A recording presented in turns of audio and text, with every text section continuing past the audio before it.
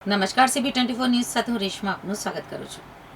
Ahmedabad municipal corporation દ્વારા વરસાદ બંધ થયા બાદ યુદ્ધના ધોરણે ખાડા પૂરવામાં આવ્યા હોવાના દાવા કરવામાં આવી રહ્યા છે, પરંતુ વાસ્તવિક પરિસ્થિતિ તદ્દન વિપરીત છે. અમદાવાદ શહેરના પૂર્વ અને પશ્ચિમ વિસ્તારોમાં હજી પણ ઠેર ઠેર પડેલા ખાડાઓના કારણે વાહન ચાલકોને ભારે હાલાકીનો સામનો કરવો પડી રહ્યો છે અને ટ્રાફિક જામની ગંભીર સમસ્યા સર્જાઈ રહી છે. વાડજ વિસ્તારમાં ગાંધી આશ્રમથી વાડજ તરફ જવાના રોડ ઉપર બ્રિજના છેડે સાંકડા માર્ગ ઉપર ખાડા પડેલા છે. દરિયાપુરના પ્રેમ દરવાજા પાસે ઠક્કર બાપાનગર બ્રિજ નજીક અને કાલુપુર રેલવે સ્ટેશનના આઉટ ગેટ બહાર મુખ્ય રોડ ઉપર મોટા ખાડા હોવાના કારણે વાહનો ધીમા પડવાર પડે છે, જેનાથી વાહન ચાલકો પણ અટવાઈ પડે છે.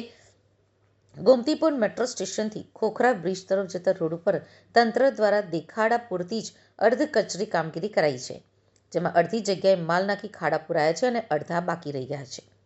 આ સિવાય અમરાઈવાડી મેટ્રો સ્ટેશન પાસે જોગણી માતા મંદિર 4 રસ્તા, ઓઢવમાં તક્ષશિલા શિક્ષણ સંકુલ બહાર અને ઇન્દ્રપુરીના સુરેલિયા એસ્ટેટ પાસે એવો મોટો ખાડો પડ્યો છે કે જેમાં મોટું ટાયર પણ ફસાઈ જાય.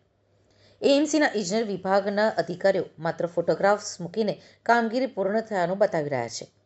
કરોડો રૂપિયાના ખર્ચે રોડ રીસર્ફેસ કરવા માટે સિંગલ અને વાર્ષિક ટેન્ડરથી કોન્ટ્રાક્ટરોને કામ સોંપાયા હોવા છતાં અધિકારીઓ કે કોન્ટ્રાક્ટરોને આ ખાડા દેખાતા નથી. ભાજપના સત્તાધીશો પણ રોડની વાસ્તવિક સ્થિતિ સુધારવાને બદલે મૌન ધારણ કરીને બેઠા હોવાના આક્ષેપો થઈ રહ્યા છે.